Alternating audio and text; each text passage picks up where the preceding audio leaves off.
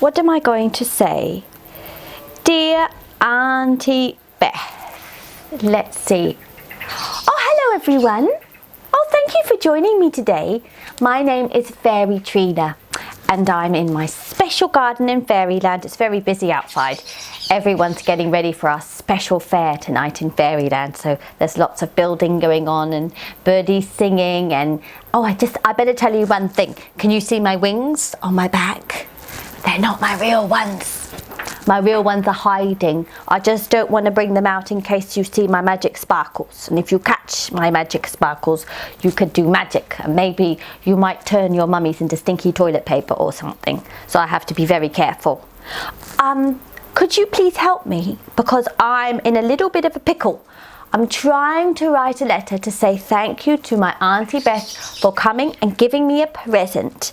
But I just don't know what to write her. I did write her a letter before, but my mummy said it was a rude letter and I have to be polite. So I'm trying to be polite and nice in my letter. You tell me if you think it's good or if it's not. Dear Auntie Beth. That's okay. Okay. Thank you. That's polite. You have to say thank you. Thank you for my present. I didn't like it. What? I can't say that. Why? But I didn't like it. It was horrible. It was a stinky ruler. It smelled like cucumbers and I didn't like that. But I can't say that. Well, alright, so I can't say I didn't like it. Dear Auntie Beth, thank you for my present. It was really stinky. What? But it was stinky, I told you, it smelled like cucumbers. But I can't say that. Okay, well I'll say it was a smelly cucumber thing. That's alright. It was a smelly cucumber thing.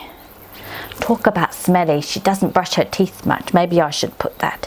Smelly cucumber thing. Please brush your teeth. What? I can't tell her to brush her teeth. Why? Okay. Eat a mint because your breath smells. What? I can't say that. God, why can't I say anything? I can't say that either.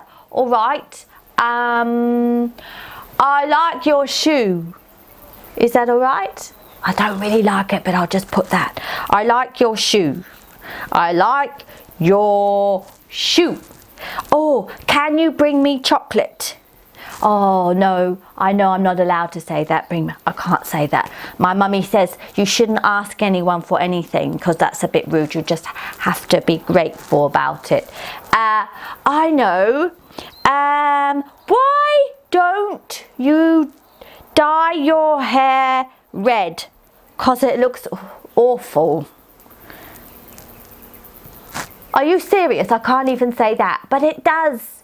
Her hair's got like all like that and it needs something done to it so it looks a bit different and kind of fairy-ish or something. Gosh, this is so hard to write a letter. Dear Auntie Beth, thank you for my present. It was a smelly cucumber. I like your shoe. Is that all right? I love you. I do love her even though she's got smelly breath. I love you. Fairy Trina, and then I'll do lots of kisses. And you know what, should I tell you something that's kind of the secret between my friend Stinky Bottom and me? Do you know these X's that you make for kisses like that? That's a kiss. That's not for us. We pretend that's a fart. So every time I do that, it's like but Auntie Beth doesn't know that. That's our secret. Shh. So you've got to keep it a secret, okay? Thank you guys for helping. Now I can send it off. It's kind of a bit messy, but it's all right. I'll do a big love heart like that on too, just like that. Right. Well, since you're here, would you like to have a story? Well, the story is a bit of a sad story in some ways. It's about two lovely fairies called Nadim and Nazir. And Nadim and Nazir lived with their mummies in the fairy village. But they love to have adventures. Mummy, they said, can't we go down to the great big wizard's wood "No," said their mum. "There's a very mean wizard that lives in a castle at the edge of the wood, and he thinks that everything in the wood belongs to him.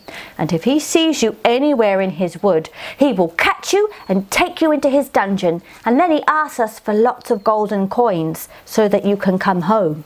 "Oh, that's pretty mean," said Nadine. "But there's so many wonderful things to do in that wood." "Well, you can't go," said their mummies. "You've got to be safe. Now go along and play in the back garden." But what do you think Nazir and Nadine did? They didn't go to stay and play in their back garden. They flew as fast as they could to the wizard's wood, and there in front of them was the magic unicorn pond. They had their binoculars. "Shh," they said. "Let's be super quiet, because if we look through our binoculars and we wait, the unicorns will come flying down and we'll be able to see them." "Let's watch and see," they said. But as they were waiting, guess who came creeping up behind them? "Aha!" said a voice. It was the wizard. "Now I've got you. Who said you could come to my pond?" "This is not your pond," said Nazir. "This is for the unicorn," said Nadine. "Well, it's my castle, my wood, my pond, and now you're both going to come with me. Oh, I'm going to make a lot of gold coins off your mummies." And as he dragged them away, Nadine began to cry. "Oh, I've forgotten my binoculars at the pond. Please, can I go and get them?" "What?" "All right," said the wizard. "Go and get your binoculars and come back here straight away." And off Fairy Nadine ran. Well, the wizard and Nazir were waiting for a very long time.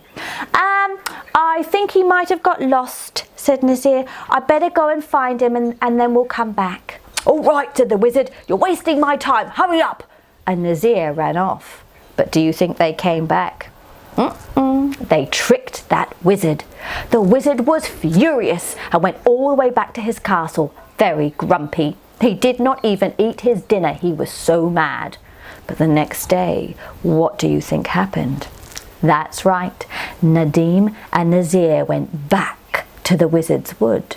But this time they waited till it was night time because they wanted to see the fireflies. Have you ever seen magic fireflies? In the dark they light up and they look like beautiful fairy lights. "Look at that," said Nadine and Nazir. "Oh, how fantastic." But there was a little noise in the bush. "Ah!" said the wizard. "Now I've got you, and you're not going to ever go," he said. And he grabbed them both and began to drag them back to his castle. "Oh, wait," said Nazir. "I've forgotten my jacket." "Ah," said the wizard. "Do you think I'm going to fall for that trick? I'm not going to let you go and get your jacket." "Well," said Nadine, "I've got an idea. Why don't we both go together to get his jacket, and I'll make sure Nazir comes all the way back here and he does not get lost." "Okay," said the wizard. "Both of you go. Make sure you don't get lost and come back here straight away." Well, the wizard waited and waited and waited. And do you think they both came back? He was so angry he stomped his feet for a whole hour, and then all the way back to the castle he was frowning and growling and was in a terribly bad mood.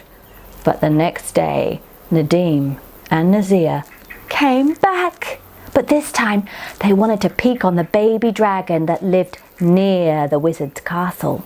And the baby dragon was very lovely. He was little and small with great big eyes, and every time he sneezed, little bits of fire came out of his mouth. "Hello," said Nadine and Nazir. "We can't wait till you grow up to be such a big, beautiful dragon." "Ah!" said a voice. "Oh!" It was the wizard again. This time he grabbed both of them and looked at that baby dragon. "Now I'm going to make lots of money. I'm going to charge their mums 3 times the amount of gold coins for all the trouble you two have caused me," he said, and he began to drag them away. "Oh no, stop, wait," said the boys. "We've lost our money. We had all of our pocket money and we were going to the shops to buy sweets, and we must have left it near the baby dragon." "Oh no, I'm not letting you go, and I'm not letting you go to find your coins." "Well, why don't you go then?" said the 2 little pixie fairies. "If you go back and get our money and we'll wait here, then none of us are going to get lost." "That's a good idea, said the wizard. You're not going to trick me, he said. Right, you and you stay here and don't you move until I get back. And off the wizard went. When he saw that baby dragon, the baby dragon was laughing.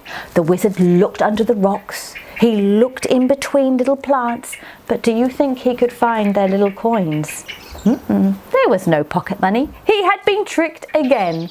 And the baby dragon began to laugh.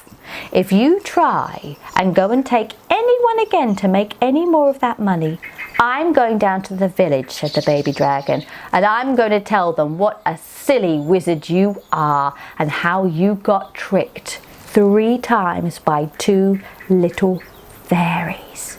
And that wizard was so embarrassed. He quickly scurried all the way back to his castle, shut his door, and he never tried to take anyone again. Did you like that story? I hope you're sharing at home with your brothers and sisters and your mummies and daddies. You are? Good job. It's time for me to go now. I've got to get ready for tonight. I'm cooking a great big bowl of spaghetti bolognese. See you soon, everyone.